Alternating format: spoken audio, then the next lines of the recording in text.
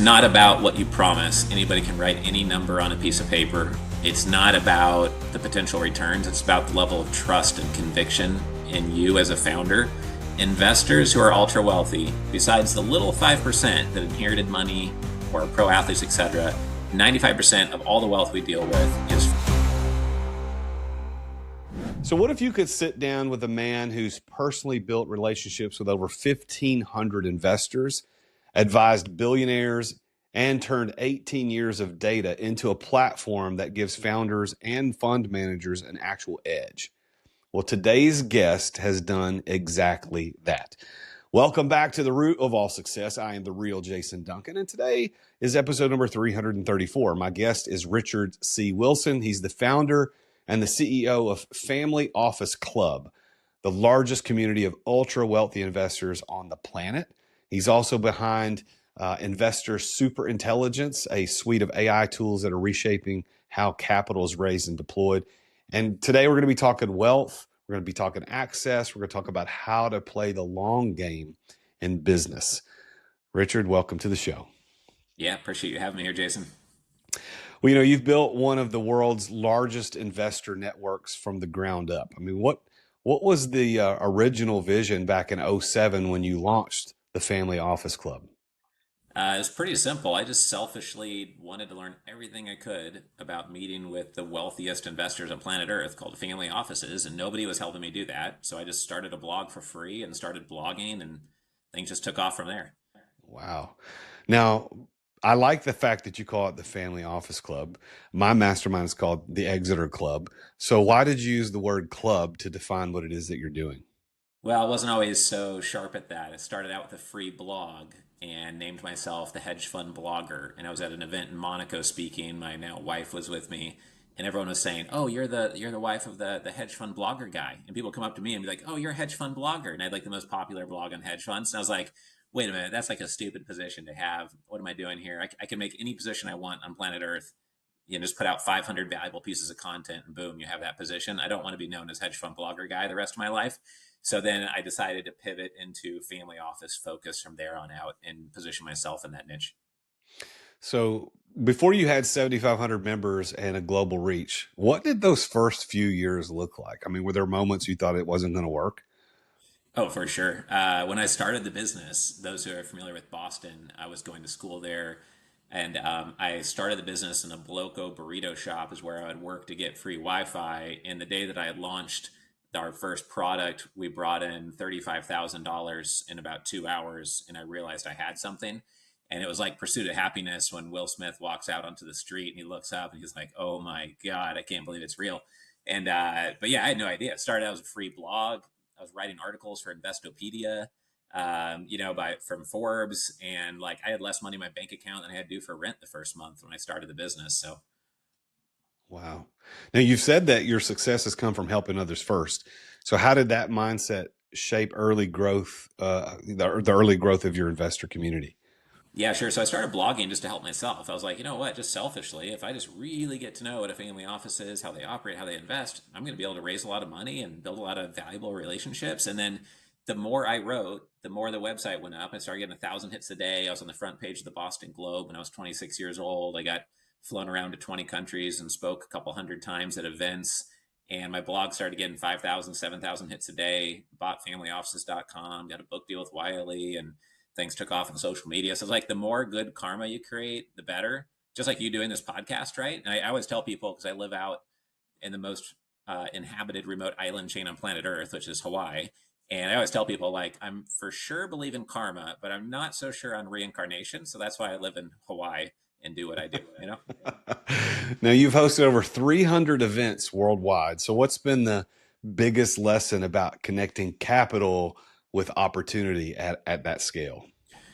Yeah, it's not about what you promise. Anybody can write any number on a piece of paper. It's not about the potential returns. It's about the level of trust and conviction in you as a founder. Investors who are ultra wealthy, besides the little 5% that inherited money or pro athletes, etc., 95% of all the wealth we deal with is first generation entrepreneurial wealth. And a family office is just a super founder that makes a lot of money per year or sold their company and made a lot of money at an exit. And as a super founder, They want to meet people in person, invest in what they trust and where they can see value being created, and they see their entrepreneurial DNA in you. And that is who they're going to back, not based on who promises the moon and then under delivers, you know? Now, most founders dream of attracting investors, but honestly, they struggle to break into those circles. So, what separates the ones who actually get funded from those who don't? Sure. One thing is just not being unique enough. Be super unique. Like Peter Thiel says, if you find yourself competing with other people directly, you've really screwed up. You really made some poor decisions along the way. So be super unique. And then the more wealthy of a client you're dealing with, the more concise and direct you have to be in your communications. So you need to have a one sentence pitch, a 1 minute video from the founder, a one pager, a short pitch deck, not an essay email that no one reads, not 44 pages of a pitch deck. So a lot of people mess that up. Well, that's very good advice. And of course, your network includes billionaires and families worth hundreds of millions of dollars. So, what is it that those ultra wealthy investors are looking for that most entrepreneurs totally miss? Most entrepreneurs miss that you can custom structure your deal so that the investor can sleep at night. Maybe they have step-in controls, negative controls, anti-dilution controls, equity warrants that don't get diluted over time. Maybe they have some sort of control or JV approach to the deal. Maybe they get de-risked quickly, and then once their principal investment is back off the table, they can sleep at night. Now they're writing on profits, and the terms can be a little bit more give and take in both directions, but be pretty favorable to the investor until they're de-risked, so they know that you're not going to burn their money and lose their money. And we don't sell anything at billionaires.com, but it took me 12 years to buy that, and we've interviewed 47 billionaires now, and those interviews are all live on billionaires.com. And, you know, when we were talking before you started your show, you talked about your mastermind and your platform. And it just reminded me of what Tony Robbins said about the power of proximity. When I interviewed him, he said that's one of the most important things in business is to be around other people who are also going through an exit or who already have gone through an exit or who have raised $1 billion or, you know what I mean? So I think that it's very much connected to some of your previous questions about just being in the right network, in the right community. So let's now talk about investor superintelligence. I mean, you created 30 AI tools for founders, investors, and fund managers. So what gap were you solving when you built that platform? Sure. Well, you have artificial intelligence, which can rip through deep data, specialized data, but a lot of it's built off of Wikipedia pages. A podcaster in Ukraine who's 17 years old and has never sold a company might have a podcast, and Reddit and everything else goes in there. So what we did is we sanctioned off an AI tools that are built off of 1,000 public talks from billionaires, 1,500 investors that spoke on stage at our events, and then we've seen over $1 billion of transactions close in our club. And I've structured well over 100 deals custom myself from start to finish. And so we've structured all those nuanced lessons you learn while negotiating the structuring and strategizing through all those deals so that our AI tools are ready to use by deal makers, founders, and investors. And you don't have to take a generic GPT data set and then come up with a page and a half prompt for every use case. We've found over 40 use cases and it's all pre-programmed. So we're kind of closing the gap between like genius level AI intelligence and research abilities, all the 20 years of nuances you learn. And when you put those together, it's more magical because the deepest, nerdiest AI guy in Silicon Valley or girl doesn't know what you know about exiting a company. And they don't know what I know about negotiating deals with family offices or structuring deals or raising capital. And so it's the technical ability with the know-how that's super important with AI. Now, how do you see AI changing the way capital is raised or deployed over the next few years? Massively. I think that it helps with quick due diligence from the investor standpoint. It helps with, like, one example is our deal structure ninja tool has 1,000 deal structures it's trained on. If you say what you're negotiating in your exit, it'll custom design 10 deal structures. You can say, I like number 2 and 6. Show me 10 more like that. And do that again and again until you get a deal structure that helps you get what you want out of the deal while also making the counterparty happy. And then it will write the email to convince the counterparty that that is a good deal for everybody. And that could change someone's life. Like just that one tool out of the 40 plus is like could make or save you $500,000 or millions of dollars, or it could be the difference of getting a deal done at all or not, you know? So I get excited about stuff like that. Now, you've got access to incredible data. You got 1,500 investors, 22,000 profiles. So, what patterns or insights from that data surprise even the most seasoned investors? Yeah, I think that even the most seasoned don't realize how much um, you could take a good deal, and if it's a bad structure, it's horrible. But you could take a really bad deal, and under the right structure, it now becomes a good deal. So people really underestimate that. I have clients worth $800 million that are still just learning the ABCs of the deal structures. Also, what I find many billionaires and centimillionaires saying on stage when we do like a fireside chat, et cetera, like I think you've got something like that coming up in Nashville, is like, that who you decide to spend your time with matters more than almost any other decision. Who you marry, who's on your team, who you gather with, but also what I find is that the wealthiest people in the world are not only be trying to become smarter all the time and they're voracious learners, but they're also harder working. And a lot of people fall into the trap of like, oh, I just want to work smart. I don't have to work hard. And so I think that people that really have the gas pedal down, they're trying to get smarter and work hard like all the time and really have a strength in both areas. So, hey, real quick, before we keep going, I want to talk to my listeners about something. I want to invite you to subscribe to my YouTube channel at youtube.com/The Real Jason Duncan. You're going to find every podcast episode that I've ever done, plus exclusive videos on building and scaling an exitable business that isn't owner dependent. So go check it out at youtube.com/The Real Jason Duncan. And today's episode is sponsored by Bank on Yourself. This is the proven way to grow wealth safely and predictably outside of Wall Street. And if you want to learn more about Bank on Yourself and how you can set up your own structure to have access to your own capital so that you can deploy into deals like what we're talking about today with Richard, go to therealjasonduncan.com/bank on yourself. That's therealjasonduncan.com/bank on yourself. All right, let's get back to Richard. So, Richard, you've built deep relationships with some of the world's wealthiest families. So, what's something they value that most ordinary entrepreneurs overlook? Sure. I think quick, concise communication, but also they sometimes value lack of communication because when you have a lot going on, 5 weeks goes by like 5 days for an ordinary person. You're traveling, getting on and off airplanes, you have 1,000 employees, all this going on. They don't want another reach out just to catch up or just to talk about nothing or just to rattle off a long email. Like they want to be straight to the point and do a 5 minute call. The most valuable phone calls I have all year are 6 to 8 minutes long, and I've done 19 transactions with one billionaire, but I will not reach out unless I have something meaty to talk to him about. I'm just not going to talk about the weather or like, oh, this is what I'm doing, just FYI. Let's just catch up and have lunch for an hour and a half for the fun of it. You want to build a deep relationship, but you want to add value first and bring like meat to the table on what's going to add value to them. Wow, that's interesting. You talk a lot also, Richard, about legacy and about generational wealth. Mm-hmm.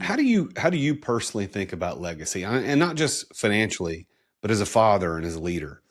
Yeah, I think about it in terms of values. We want to be passing on our family values to our kids. And also, one way that we do that is through our actions, and one is through like a cheat sheet for life that we've developed. And so, on this cheat sheet, basically what we've done is told our kids if you live by our core values, which are at the top of the page, and then you study the summaries, the AI summaries on these two books that we have on there. You can ignore everything your teachers tell you at school. You can ignore everything that any adult tells you your whole life. If you just live by this one pager, you're going to be in the top 0.1% in life and be happy and fulfilled, etc. So that is super important. And then also just explaining to our kids, like we could buy 5 Lamborghinis, or I could live in Hawaii and be living an ultra healthy outdoor adventure lifestyle. And we live our values in real time because otherwise your kids are going to watch your actions and think you might just worship money if all you do is work, work, work, never have fun, don't have a social life, don't go on backpacking trips with your guy friends from college or whatever it is, right? So I think those are like the two most important things that come to mind. So that one pager, is that an actual document or is that just theoretical? Now it's an actual document. I pulled it up here in case you quizzed me on any part of it. So I just pulled it up here, and I'll send it to you after the show. And I have a one pager for myself, just printed. So I read this one every day, and it has like my monthly, quarterly, annual goals, my mental programming statements, and then the one for my kids got on the screen here behind me. But it's short like that as well. And sometimes I'll just like point at something and say, "Hey, we're going to talk about this," or they get punished or rewarded based on following our values, basically. Yeah. Well, if with your permission, we could post that in the show notes where people can get access to that. Sounds Yeah, of very course. intriguing. All right. Please do. So the root of all success is the name of the show. So I got to ask you, Richard, what has been your one key that has unlocked success for you more than anything else? I think it's this mental mindset model. Like Munger says, we should all have a 100 mental models we operate off of. And mine is this idea of brute force reciprocation. It's kind of like reciprocation is Cialdini saying if you help someone, they want to help you back. And a brute force hacker attack is like they try 1,000 different password combos in a second. And if they get it, bad things happen. But this is like a positive form of that. We look at a niche sandbox area, focus on it for the very long term, and do everything we can to add value in that niche in all different ways and combinations of value, and ways that help people first. So when I'm reaching out to billionaires to interview for billionaires.com, we will offer them to get on stage, but many of them get requests to speak all the time. Not many people offer to buy 1,000 copies of their book or 500 copies of their book. So we'll first reach out with, can we buy 500 copies of your book? And then once they say yes, we'll say, oh, by the way, it'll mean more if we've interviewed you. Can you just answer these 3 questions for billionaires.com? And then we'll offer a help first and then try to get the interview done.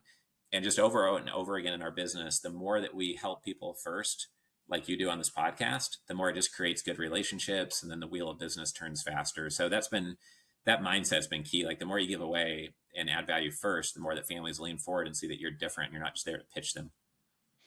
So how do you personally define that word success? For me, I define it as being able to choose who I work with, where I live, in general, what my day looks like. And I only want to work on exciting things. And I only show up to meetings and do phone calls that I want to be on. So based on that definition, do you consider yourself successful? I do, but to be perfectly authentic with everyone on here, like many CEOs, I am not the best at like relaxing and feeling like I'm as successful as other people see me. Other people are like, well, we have 17 million people on social media and run this big investor club and for so many years, and like so other people's perception, I realize, is different than how I feel as a founder. And I would guess some people listening are feel similar sometimes. What do you think it would take to close that gap between what you want it to be and what you think people think that it is? Yeah, that's a really good question. And it's probably something I need to sit in a quiet room with a notepad. And I was talking to my wife about that like literally an hour ago. And I'm going to be on the trail on the Nepali coast on the North Shore of Kauai this weekend. So maybe I'll tell you on Monday what I come up with, and not make up some BS here on the spot. But great question. And honestly, I need to be probably just more thankful, grateful for his 3 healthy kids, an amazing wife, and a great team. So, what is your best piece of advice for entrepreneurs who are raising capital or building wealth? What's your best piece for them for the long haul? I think it is to strictly refine what ideas you let into your brain. Like a lot of people scatter their attention everywhere.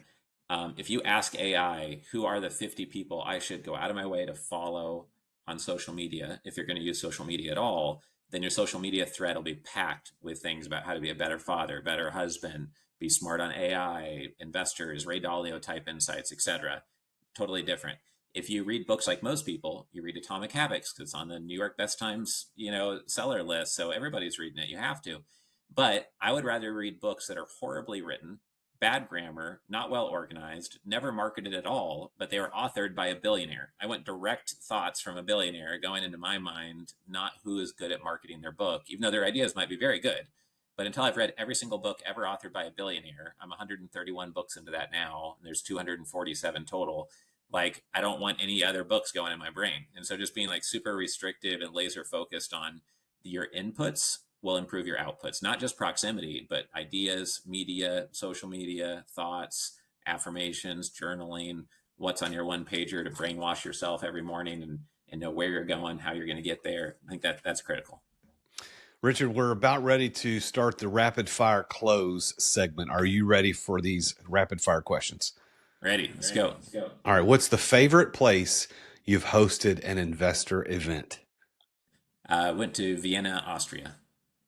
One book that every founder should read before raising money.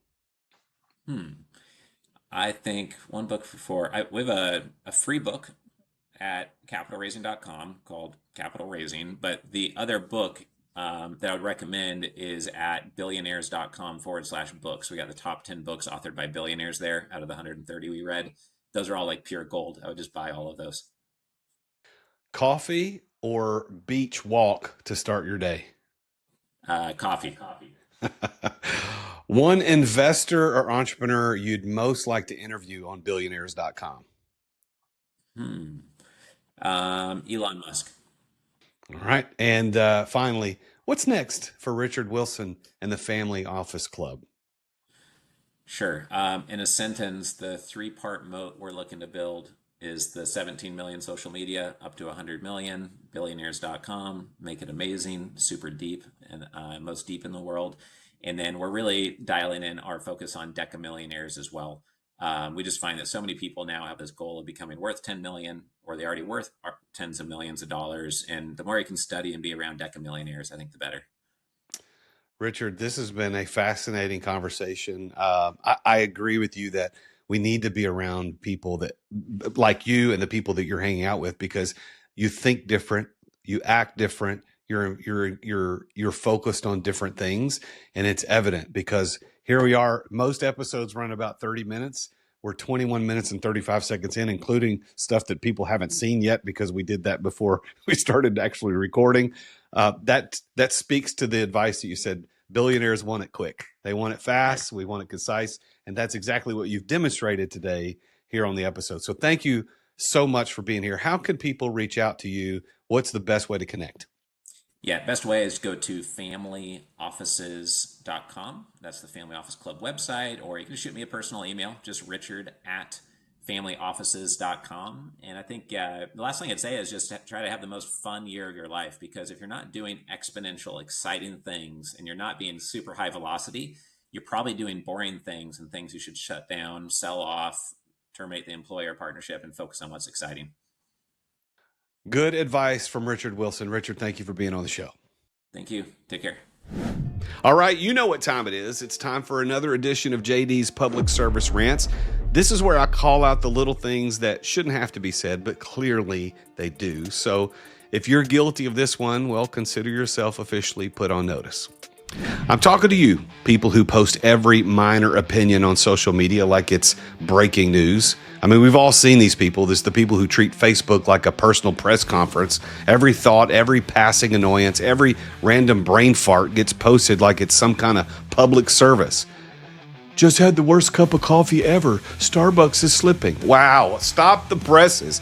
Well, meanwhile, the half of the world's on fire, and this guy's giving us updates from aisle 7 of Target. Look, not every opinion needs to be published. Sometimes it's okay to just have a thought and move on with your life. You're not Anderson Cooper. You're just bored. Maybe call a friend, write a journal, whisper it to your dog.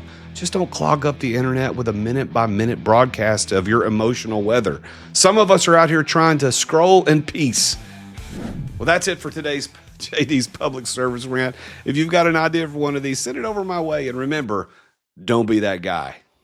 All right, listeners, thank you for listening today. Wow, what a really refreshing perspective from somebody who sat at the feet and shoulder to shoulder with billionaires all over the world. I think we could take a little advice from this by being more concise, being more direct, and focusing on what is important, because there's things that you don't know that are holding you back from where you want to go.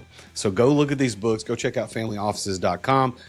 And I'm going to post that affirmation sheet, that one pager that he talked about. We're going to get that and share that with you. I can't wait to take a look at that. Make sure you tune in again next time when I interviewed yet another very successful person about his or her journey to success. And who knows, Richard might introduce me to the first billionaire that I ever get to interview on the root of all success. We don't know where the world's going to go, but maybe that'll happen. But you got to tune in. You got to tune in to find out. But until next time, as always, I am your host, the real Jason Duncan, and Jesus is King.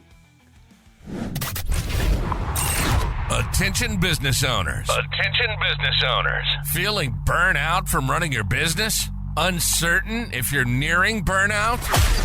Take our free 10-question business burnout test at businessburnouttest.com to discover where you stand. With just 10 quick questions, you'll learn how to immediately begin making changes to regain freedom and success. Cut your daily operations time in half. Improve your quality of life and prepare your business for your future exit without losing revenue or profit.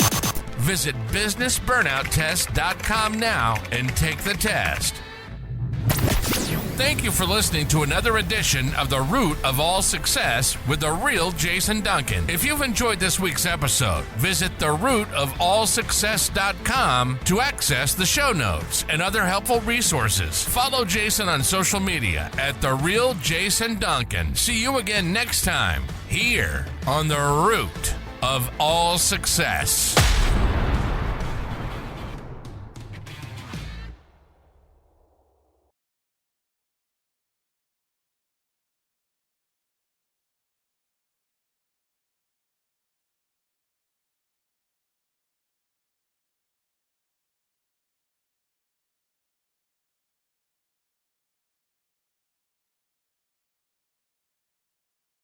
This podcast is a part of the C-Suite Radio Network. For more top business podcasts, visit c-suiteradio.com.